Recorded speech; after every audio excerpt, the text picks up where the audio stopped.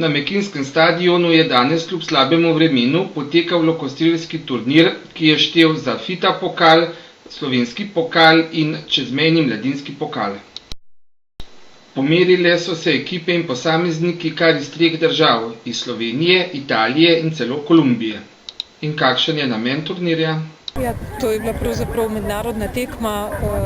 V bistvu je nekako nastalo že sodelovanje z Italijansko lokostrelsko zvezo, zato smo tudi rekli mala FITA, kajti namenjena je bila predvsem izmenjavi mladih lokostrelcev v Italiji in v Sloveniji, tako da so se Kamničani pravzaprav prijavili v koledar Lokostrelske zveze Slovenije prav zaradi tega.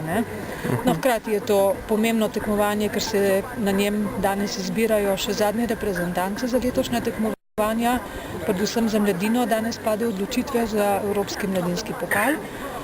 Pomembno je pa tudi to, da smo imeli danes državno reprezentanco Kolumbije tukaj prisotno. Ja, malo smo imeli nesreče z vremenom, ampak lokostrelci so tega vsega vajeni. Torej, veliko lepše je seveda streljati v lepših pogojih, v normalnem, brez vetra, brez dežja, takrat so tudi rezultati višji, tako da danes so se nekateri pošteno borili, da so lahko pokazali to, kar znajo in da so upravičili rezultate, s katerimi se lahko kvalificirajo na Evropski mladinski pokal. Kako to, da ste se skupaj s kolumbijsko ekipo udeležili do današnjega tekmovanja tukaj v Kamniku oziroma Mekinjah? Odločili smo se, da med svetovnim pokalom, ki smo ga imeli prejšnji teden v Turčiji, in svetovnim prvenstvom, ko bo čez 14 dni v Torinu, ne gremo nazaj v Kolumbijo, ampak raje ostanemo v Evropi. In ker sem jaz ravno Slovenka, sem predlagala, da ostanemo v Sloveniji in ravno prav je prišlo to, da imamo še tukaj na tekmo. Pa kako vi nastopate v zadnjem času, recimo osebno? Na svetovnem pokalu prejšnji teden sem bila 17.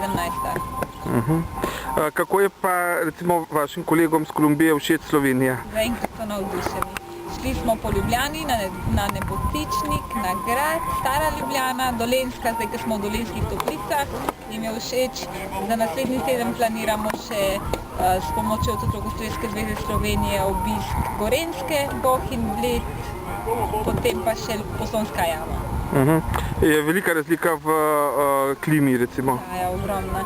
Kolumbija je na ekvatorju, celo leto je enako vreme, 30 stopinj 28, tako da zime ne poznajo. To, kar je bilo danes dopoldne, tak mraz, tega ne poznajo.